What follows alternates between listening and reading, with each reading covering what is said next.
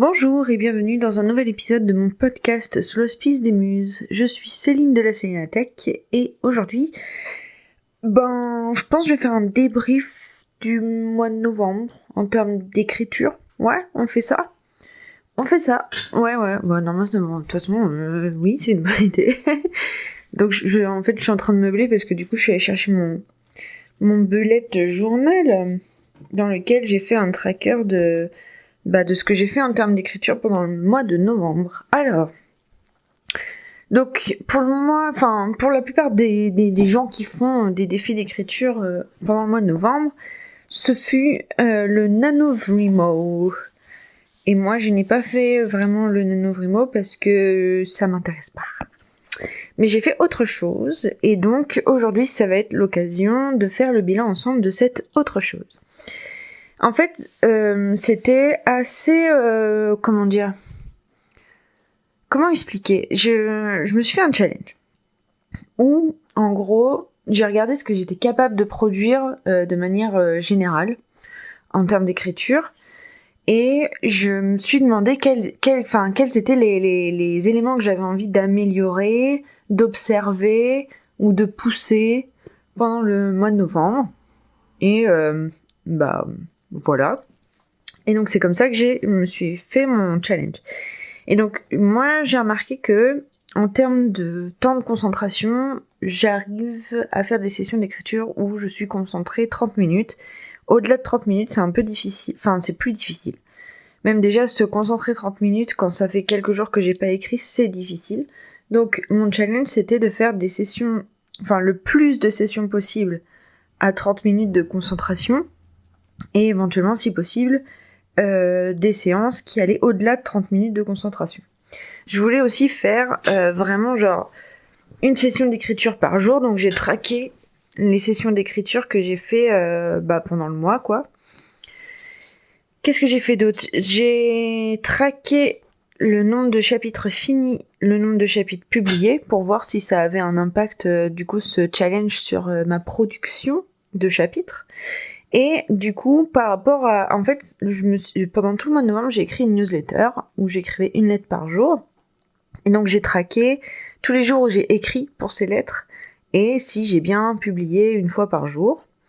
Mais par contre, ce qui va être intéressant dans ce débrief, en fait, c'est que je vais vous parler de ma jarre du qualitatif.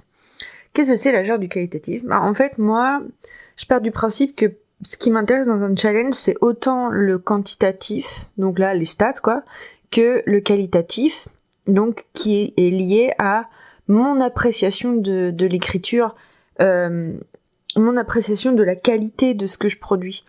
Et je pense que, j'en parle beaucoup et je pense que c'est quelque chose que je vais réaborder avec les gens dans le cercle des écrivains de demain, etc., etc. Mais pour moi, en fait, la manière dont on est lié au qualitatif de ce qu'on écrit, c'est souvent lié à une valeur qui est assez forte chez nous et qu'on essaye de retrouver dans son style d'écriture ou dans les projets d'écriture qu'on mène. Voilà, je pourrais vous détailler ça, un jour. Bref, je pense que je l'ai fait dans les épisodes précédents, en fait, pour ça, du coup, je me dis, au pire, réécouter des épisodes précédents, et je pense que vous saurez de quoi je parle. Bref, et donc, dans cette jarre du qualitatif, en fait, j'ai fait un code couleur avec newsletter, relecture du roman et paragraphe du roman, et j'ai fait des petits ronds à chaque fois que je trouvais mon texte beau.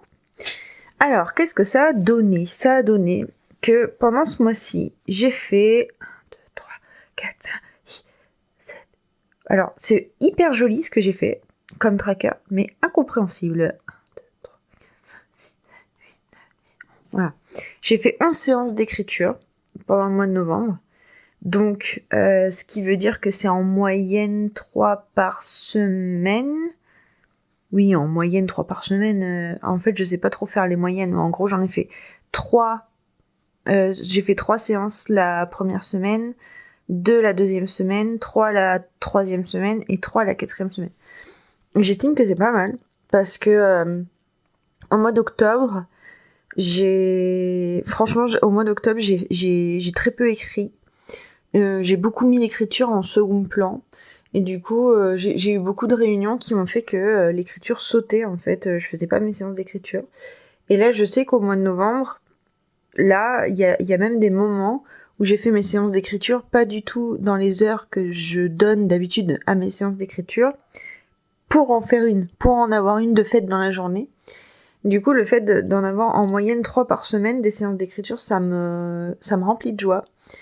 Et j'aimerais j'aimerais augmenter ce nombre. En fait, j'aimerais qu'à terme, tous les jours, je fasse une séance d'écriture. Mais vraiment tous les jours, genre même le samedi et le dimanche. Et ce qui paraît inconcevable pour moi aujourd'hui, parce que le samedi et le dimanche, franchement, c'est compliqué pour moi de me mettre à l'écriture, en fait, parce que j'ai envie de passer du temps avec des gens. Mais j'aimerais que quand même, enfin, surtout en plus, si c'est que pour une demi-heure, 45 minutes, enfin, bref. Mais en tout cas, ouais, je pense que là, au moins, en tout cas, oh là là, c'était vraiment pas clair cette phrase. En tout cas, ce qui est intéressant de voir, c'est que le tracker que j'ai mis en place pour mon challenge d'écriture du mois de novembre, je l'ai gardé dans mon bullet journal pour le mois d'après, là, pour le mois de décembre. Et d'ailleurs, je l'ouvre et j'ai fait 0 session d'écriture. Enfin, si j'en ai fait une tout à l'heure, là, juste avant de faire le podcast. Bref, et donc je trouve ça, en fait, voilà, le tracker me convient grave. J'aime beaucoup ce tracker. Et du coup, je pense que je vais continuer à traquer mes séances d'écriture pour voir si j'arrive à faire augmenter cette moyenne de 3 par semaine. Déjà, là, au mois de décembre, ce serait chouette si j'arrivais à la stabiliser. Ce serait chouette si pendant la semaine de Noël, j'arrivais à écrire tous les jours et des grosses séances ou plusieurs petites séances. Enfin bref, en fait voilà, c'est ça. En fait, j'ai l'impression que là, l'histoire du nombre de séances d'écriture dans le mois, c'est que c'est un challenge que je vais me mettre vraiment tout le temps, en fait, parce que c'est très important pour moi, et c'est très important pour moi d'avoir un objectif quantifiable à ce niveau-là, parce que sinon je me laisse aller et j'oublie de faire de l'écriture ma priorité. Donc bref, donc ça, c'était le nombre de sessions d'écriture. Ensuite, le temps de concentration.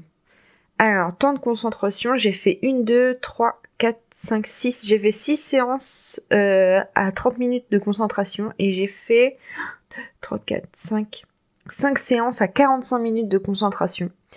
Faut savoir qu'au mois de novembre, vraiment, le fait d'écrire souvent et d'écrire beaucoup, ça m'a débloqué quelque chose. Ça m'a vraiment débloqué quelque chose en termes de concentration, d'état de flow, ou de le faire durer plus longtemps, etc., etc. Du coup, je trouve, franchement, il y a des fois où peut-être j'ai un peu triché en mettant 30 minutes de concentration parce que en fait au début c'était dur pour moi, 30 minutes de concentration, et en fait j'ai l'impression que plus ça avançait dans le mois de novembre, et plus déjà 30 minutes de concentration, c'était sûr et certain que j'allais les faire. Et atteindre 45 minutes de concentration, c'était facile. Et même je pense que je me suis un peu... Et dis donc le chat, tu marches sur mon bullet journal, tu vas mettre des marqués de terre. Oui, les 45 minutes, je pense qu'il y a des fois même où j'ai été un petit peu sévère avec moi, et que j'aurais pu mettre 1 heure de concentration, parce que du coup, comment dire, je m'enlève un quart d'heure de comment dire, de rêverie, de moments où je suis pas en train d'écrire pour de vrai, mais que j'ai la tête qui part ailleurs, et du coup je suis un peu sévère. Mais je pense que dans ces sessions de 45 minutes, là, il y en a certaines de 1 heure qui se cachent. Et donc ça, c'est pareil, pour moi, c'est un grand, comment dire, genre j'ai validé le challenge, quoi, parce que du coup vraiment le fait d'avoir réussi à écrire j'ai le souvenir de sessions de 45 minutes où vraiment j'ai écrit pendant 45 minutes, et donc pareil, là je sens que j'ai fait un grand pas en avant, et je vais voir si au mois de décembre j'arrive à continuer à faire des sessions de 45 minutes d'écriture ou pas, parce que c'est intéressant pour moi de voir dans quelle mesure c'est le challenge qui m'a aider justement à me forcer à avoir des sessions plus intenses, entre guillemets. Ensuite, au niveau des chapitres finis, j'ai fini 2 chapitres dans le mois. J'ai fini mon chapitre 6 et j'ai fini mon chapitre 7. J'ai fini mon chapitre 7 en... Enfin, combien de temps ? Ouais, 2 semaines. J'ai fini mon chapitre 7, pile 2 semaines après mon chapitre 6. Ce qui est franchement cool. Enfin, franchement, c'est badass parce que je sais que le chapitre 5, j'ai mis hyper longtemps à l'écrire. Et là, le chapitre 6, c'est pareil, je stagnais beaucoup dedans. Et je me souviens qu'au début, ouais, bah là j'ai noté dans les chapitres publiés, au début du mois de novembre, j'ai publié le chapitre 5 pour me mettre un coup de pied au cul parce que du coup j'avais plus de stock de chapitres en avance à publier sur Wattpad. Et sur Wattpad, j'essaye d'observer un chapitre par mois. Et du coup, j'ai publié le chapitre 6 à la toute fin du mois pour fêter la fin du challenge. Donc là, on voit, on voit à quel point le challenge a fait profiter à mon rythme d'écriture de chapitres. Voilà, c'est parfait, c'est cool, c'est nickel. Après, du coup, j'ai mon tracker de mots écrits et de mots publiés. Du coup, pour être très honnête avec vous, j'ai très peu écrit les mots. J'ai jamais écrit les mots ni le samedi ni le dimanche. La plupart du temps, les mots du week-end, je les écrivais tous à la suite le vendredi. Du coup, ce qui est intéressant, c'est qu'on voit que chaque vendredi, il y a mon tracker avec une étoile rouge qui signifie que j'ai écrit d'autres lettres en plus pour le week-end. Mais vraiment, là, on voit la régularité était nickel. Et j'ai bien publié une lettre par jour, vraiment sans écart. Donc ça, pareil, je vais pas dire que je suis bluffée. Et non, mais le chat, non. Alors du coup, je veux bien que tu gueules, mais que tu fais pas teinter les clés. Hein. Bref. Mon chat, quand il veut sortir, il y a mes clés qui sont attachées à ma baie vitrée, là. Et ben, il fait claquer les clés, parce que du coup, il sait que ça m'agace, et que je vais finir par aller lui ouvrir. Voilà. Donc, oui, je disais... Bah là, les lettres, du coup... mais ça m'étonne pas, en fait, d'avoir réussi à publier une newsletter par jour, parce que ça, je savais que j'en étais capable. Je savais que... et en plus, je sais que j'ai beaucoup de choses à dire. Mais par contre, ce qui est intéressant à remarquer, c'est qu'à la fin du mois de novembre, j'avais décidé que je continuerais à écrire des newsletters au mois de décembre. Et donc là, nous sommes au mois de décembre, et j'ai écrit deux newsletters. Une aujourd'hui et une il y a 2 jours, je crois. Oui, ça doit être ça. Ouais. Et c'est plus difficile. J'ai l'impression que c'est plus difficile pour moi d'écrire des newsletters si j'ai pas cette espèce de régularité d'en écrire une par jour. Et à la fin du mois de novembre, je commençais à ressentir de la difficulté à les écrire. Mais en fait, je me demande pourquoi. Je suis en train de réfléchir en même temps que je vous parle à pourquoi c'était difficile de m'y mettre en newsletter la dernière semaine. Mais je pense que c'est parce qu'en fait, j'étais préoccupée par certaines choses. Donc, notamment la fin de mon boulot, le début de nouvelles choses. J'étais pas mal préoccupée. Et je pense que je me suis mise une pression de la fin des newsletters. Je voulais que ce soit grandiose un peu, vous savez, genre un final en beauté, avec les feux d'artifice et tout. Enfin bon, bref. Et du coup, je sentais bien que j'y arrivais pas. Et que j'avais aucune idée de quel grand final j'avais envie de servir. Du coup, en fait, la dernière semaine du mois de novembre, mes newsletters... Pardon, je respire, car je commence à être encombrée. À la fin du mois de novembre, mes newsletters, là, ça a été... Oh non, mais puis aussi, je suis en train de regarder, mais j'étais en train de lire la saga de la passe miroir, du coup, j'étais omnubilée par ça, bref. Mais ouais, la dernière semaine, j'ai fait un gros travail sur moi-même, en fait. Un gros travail de développement personnel sur accepter que voilà, que tout final n'a pas besoin de se faire de manière grandiose, qu'en plus de ça, là, j'avais pas envie que ce soit un final, et que peut-être que je le ferai pas de la même manière, mais je vais quand même continuer à faire ça, enfin bon, et que j'étais pas obligée de dire au revoir, en fait, quelque part. Donc ça, et du coup, je suis surtout fière de la fin, du coup, de la dernière semaine, où j'ai galéré.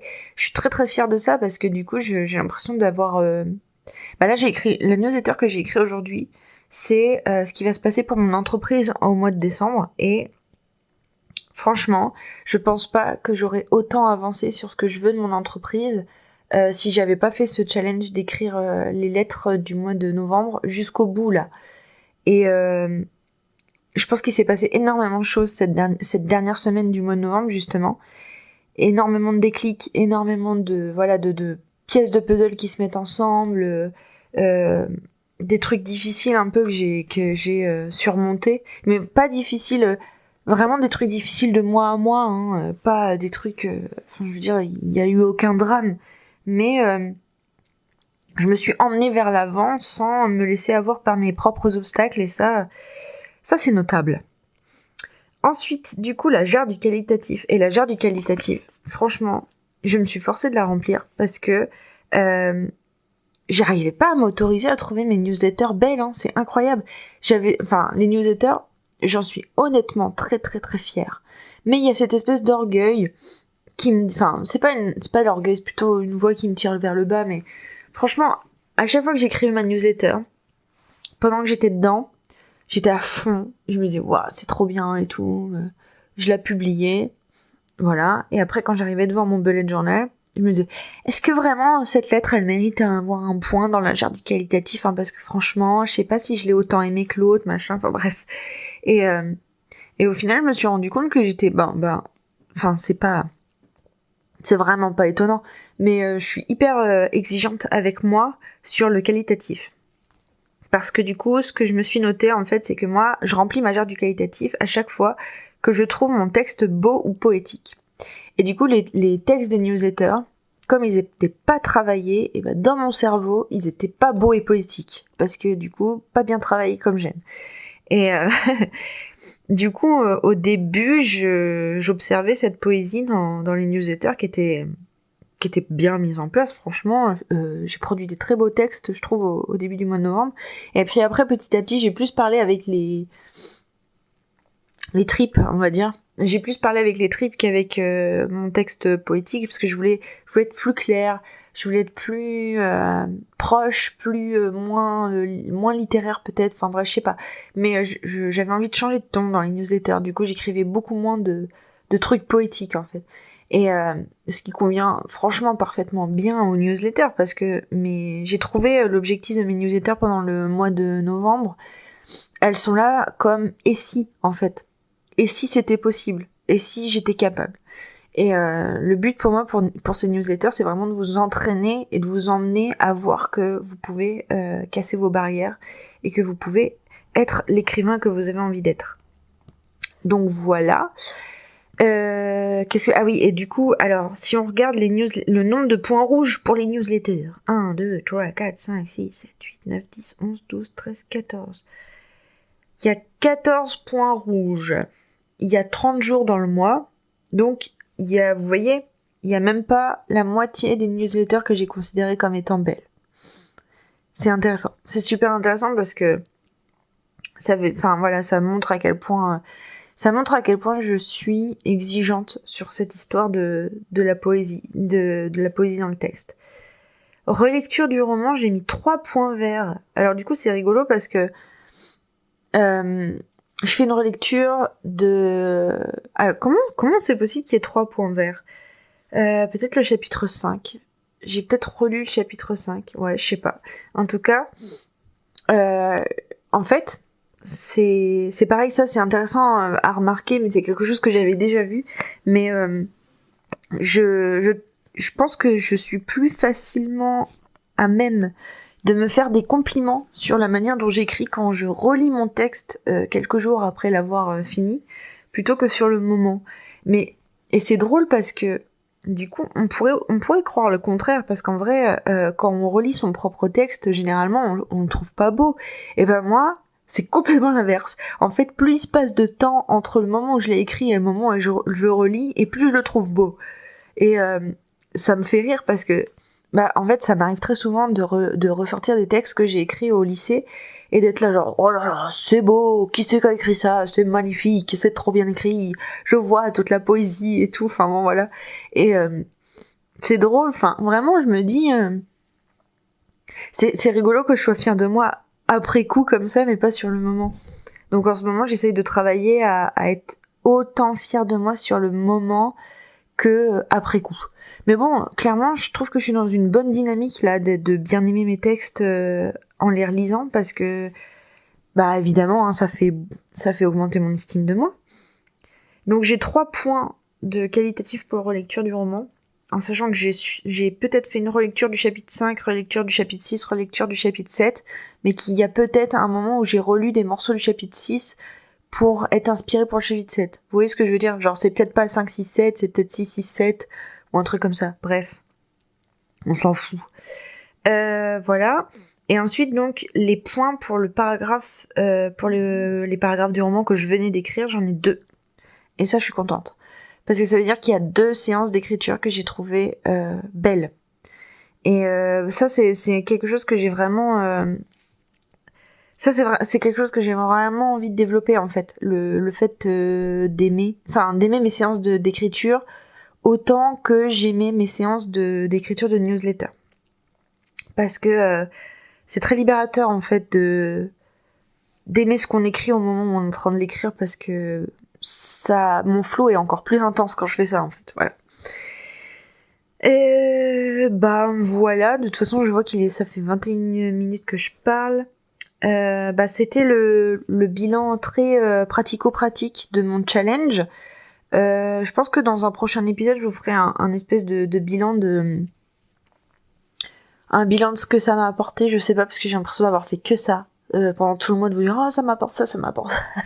Donc je sais pas, je vais réfléchir. Je vais peut-être faire un épisode 2 du bilan là. Mais sinon voilà, c'était ça le bilan. Et j'ai reporté le tracker sur le mois de décembre, donc on en reparlera je pense ensemble dans le mois de décembre. Je vous dirai comment le tracker évolue quand je suis pas en mode challenge. Voilà, et bien voilà. Dites-moi si vous avez fait un challenge d'écriture au mois de novembre, quel est le bilan que vous en sortez. Et puis écoutez, il me reste plus qu'à vous dire bye bye et à la prochaine. Et d'ici là, éclatez-vous bien. Salut!